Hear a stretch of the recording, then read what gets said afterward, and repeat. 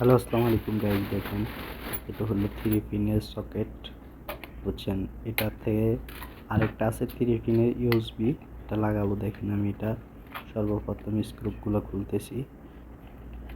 স্ক্রুপগুলো খোলার পরে এটা 220 ভোল্টের কারেন্ট এখানে আছে, আর একটা আর্থিংয়ের তার আছে, বুঝছেন?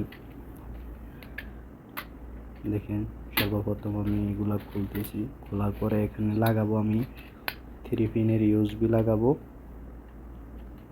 যখন আপনার ইয়ের কারণে একটা, এই দেখেন, এটা থ্রি পিনের ইউএসবি সিস্টেম, এখানে লাইট আছে, বুঝছেন? এটা হলো এক সৌদির বাসায় আসছি কাজের জন্য, মানে একসাথে আপনার লাইট জ্বালাবে। এক ধরনের নাইট নাইট লাইটগুলো আছে, এগুলো আপনার ছোট টেবিলের উপরে রাখবে, এই লাইটগুলো জ্বালাবে। তার কারণে থ্রি পিনের সকেট লাগে, তার কারণে আমি ইউএসবি সিস্টেম এটা লাগাইছি, বা মোবাইল চার্জার লাগে। তারে আমি বুদ্ধি দিছি, দেখ, মোবাইল চার্জার একটা 30 টাকা, তুই এটা কিনলে তোর 20 টাকা যাইব, তাইলে তুই এটা লাগা, এটাই ভালো হবো। মোবাইল চার্জার হচ্ছে বেটার হবে এটা, তুই এক কাজে দুই কাজ করতে পারবি। এ বললো সমস্যা নাই, তুই লাগাই দি, তুই ফাইলে তুই লাগাই দি। তার কারণে আমি ইউএসবি সিস্টেম এটা লাগাইতেছি।